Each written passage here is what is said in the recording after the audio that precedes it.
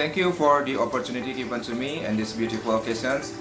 I would like to present about my essay, and my essay is about the current issue in Bali in the tourism industry. And the issue that I will bring today is about the country that can come and travel to Bali, and my concern is about Australia. This is presented by me. My name is Kedi Agustus Manaputra. I'm a student of Stam Kultural Singaraja, and this video is made to fulfill the final project of English course. Australia. Could Australian travel and come to Bali or not? The announcement from the government that Igusti Ngurah Rai Airport in Bali will open the flight from foreign countries on October 14, 2021. So there is still a question stuck in Balinese people. Are all countries all over the world could visit Bali? As released by Coordinating Minister for Maritime Affairs and Investment, Luhut Binsar Panjaitan, on October 14, there are 19 countries that could visit back to Bali. As the information on sindonews.com, on 1st November 2021, the Indonesian government has not included Australia in the list of those 19 countries that have been allowed to visit back Bali. What about the Minister of Tourism and Creative Economy? Minister of Tourism and Creative Economy, Sandiaga Uno, said that Indonesian Ministry of Tourism has included Australia on the waiting list. Sandiaga also added that if it can progress well, then there is a chance Australia is included in the list of the countries that have been allowed to enter the territory of Bali. The impact, as it known that Australia is one of the largest contributor to the world tourism sector in Bali. So there must be some impact for tourism industry like hotel and other if the government doesn't act soon to include in Australia in a list of countries that can visit Bali.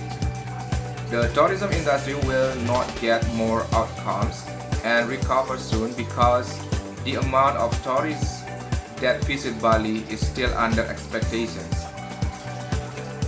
This condition causes Balinese people lose their trust toward government policy, and the people also lost their hope. What about the situations and conditions in the tourism industry in Bali then and now? During the COVID-19 pandemic, the situation in tourism industry and Bali itself is very concerning. This is because Bali has lost revenue due to flight closures during the pandemic, so that many tourism industry in Bali suffered massive losses and caused employees who were laid off from work to reduce the industrial spending. During the pandemic, the conditions of Balinese citizens was also very concerning because many people lost their jobs and do not have income to survive. In this new normal, the government has cooperated in the implementations of protocols in the industry. Government policy requires that all tourism industry in Bali must implement the CHSE protocol and have a CHSE certificate as a commitment in carrying out the protocol in accordance with the applicable standards. CHSE is a certifications process to tourism business, tourism destinations and other tourism products to provide guarantee to tourists related to the aspects of cleanliness, health, safety and environmental sustainability. With this policy, many tourism industry in Bali in 2021 already have CHSE certificate and begin to reopen their industries by implementing the CHSE protocol in accordance with applicable standards. In addition to the policy of the implementing the CHSE protocols, the government also requires all Balinese people to do the vaccine. This requirement is a mandatory requirement for Balinese people, so they will not be easily infected with the COVID-19 virus And based on the data on October, that 80% of the Balinese people have done the second vaccine. Should Indonesia immediately include Australia in the list of countries that can travel to Bali? Based on the condition and situation in Bali and the tourism industry in Bali at this time, the Indonesian government should have included Australia in the list of countries that can travel to Bali. This is because Balinese people have largely fulfilled government policies related to the vaccine, and as the large tourism industry in Bali has started to open, they also have a CHSE and implement CHSE protocol in accordance with the government policy. In preventing the spread of COVID-19, on the other hand, the mandatory application of PCR for foreign and local citizens outside the regions also must be as a requirement to visit Bali. It is also a thing that guarantees the Bali to prevent the of COVID-19.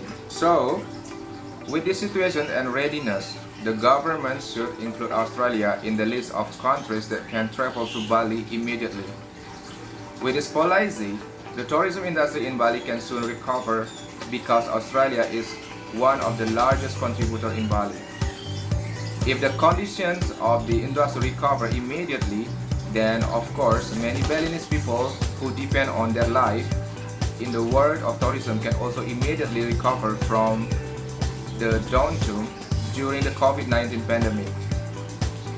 What about the procedure and also the follow-up? If the government includes Australia as a country that is allowed to travel to Bali, certainly all tourism industry in Bali must obey all regulations set by the government and implement the CHSE protocol and ensure all staff have vaccines.